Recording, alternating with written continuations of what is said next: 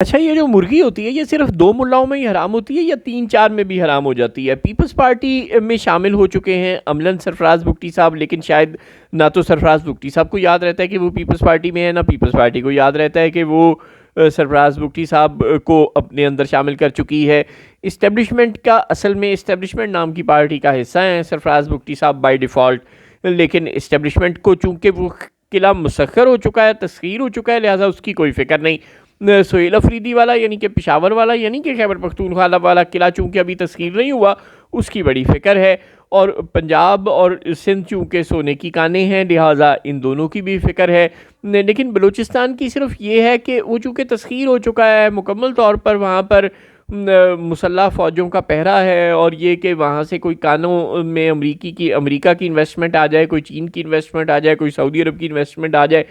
آ بھی جائے تو خیر ہے، ہم نے ہر طرف لوگوں کو بندوق کے زور پہ چپ کرایا ہوا ہے، لہٰذا اللہ اللہ خیر صلی اللہ، یہ والی سوچ ہے بلوچستان کے متعلق۔ بلوچوں کو کوئی پانی بجلی گیس مل رہا ہے کہ نہیں مل رہا، ان مسائل پر کوئی توجہ نہیں ہے۔ گڈ گورننس کا شور خیبر پختونخوا اور سہیل افریدی کی طرف تو مچتا ہے، لیکن خشک سالی ہے، بارشیں نہیں ہو رہی، اور بلوچستان میں قحط سالی والی صورتحال ہوئی پڑی ہے، فصلیں نہیں اگ رہی، جو بھی وہاں پر پتھریلی زمین ہے، لیکن بہرحال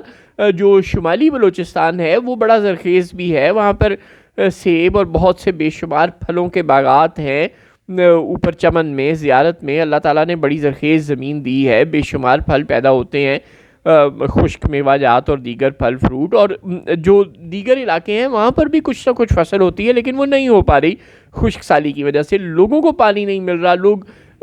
دسیوں میل دور اپنے گھروں سے جاتے ہیں پانی کا ایک ایک گھڑا بھرنے کے لیے، لیکن وہاں پر کوئی گڈ گورننس کا بھاشن دینے بدقسمتی سے نہیں آ رہا۔ سرفراز بگٹی کو کوئی نہیں سمجھا رہا کہ یار کوئی تھوڑا سا کام وہاں آپ بھی کر لیں۔ مریم نواز ہائی لائٹڈ ہیں، پورے میڈیا کی مجال نہیں ہے مریم نواز کو اگنور کرے۔ اگر کبھی مراد علی شاہ صاحب اپنے حجرے روسی سے باہر نکل آئے تو ان کو بھی کوئی اگنور نہیں کر سکتا، ان کی بھی ایکٹیویٹی ان فوکس ہوتی ہے۔ شرجیل میمن صاحب 2 گھنٹے کی لائیو پریس کانفرنس کرتے ہیں، اور کسی ٹی وی چینل کی مجال نہیں کہ وہ عزبہ بخاری اور شرجیل میمن لیول کے آدمیوں کو ہی کاٹ جائے۔ لیکن کیا بلوچستان کا کوئی وزیر اطلاعات کسی کو پتہ ہے؟ ہمیں تو نہیں پتہ۔ ایک لے دے کہ وزیر اعلیٰ کی شکل سب پہچانتے ہیں بلوچستان کے، لیکن وہ بھی بدقسمتی سے آپ کو کوئی فیتے کاٹتا ہوا، کوئی گرین بسیں، کوئی الیکٹرک بسیں چلاتا ہوا، کوئی لوگوں کا پانی کا مسئلہ حل کرتا ہوا، کوئی لوگوں کا بجلی کا مسئلہ حل کرتا ہوا، کوئی لوگوں کا لاپتہ افراد کا مسئلہ، یہ تو وہ کیوں حل کرے گا،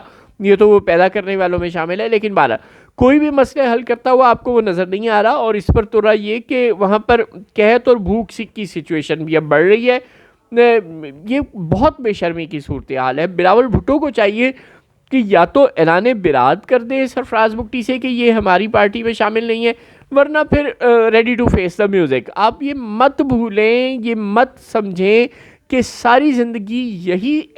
ٹیمپریری سیٹلمنٹ چلتی رہنی ہے، اور اسی سیٹلمنٹ کے تحت آپ نے 2029-28 کا الیکشن بھی لڑنا ہے، اور اسی سیٹلمنٹ کے تحت آپ نے 2034 کا الیکشن بھی لڑنا ہے۔ یہ جو پارٹنرشپ ہے یہ لانگ ٹرم پارٹنرشپ نہیں ہے، بلکہ یوں سمجھیں کہ یہ اسٹریٹجک پارٹنرشپ نہیں ہے، یعنی پارٹنرشپ سے مراد ہے نون لیگ، پیپلز پارٹی اور اسٹیبلشمنٹ کی پارٹنرشپ۔ اس نے ٹوٹ ہی جانا ہے ایونچولی، 2 سال میں ٹوٹے، 3 سال میں ٹوٹے، 4 سال میں ٹوٹے، یا 6 مہینے میں ٹوٹ جائے، اس نے ٹوٹ جانا ہے۔ وجہ یہ ہے کہ اسٹیبلشمنٹ کو اب بہت کچھ مل گیا ہے، اب وہ کچھ اور بھی مانگنے جا رہی ہے، جو آپ نے 27ویں ترمیم میں اسے نہیں دیا، ظاہر ہے وہ 28ویں ترمیم میں مانگنے جا رہی ہے۔ اور اسی طرح پاکستان کے عوام کا صبر کا پیمانہ بھی لبریز ہو رہا ہے،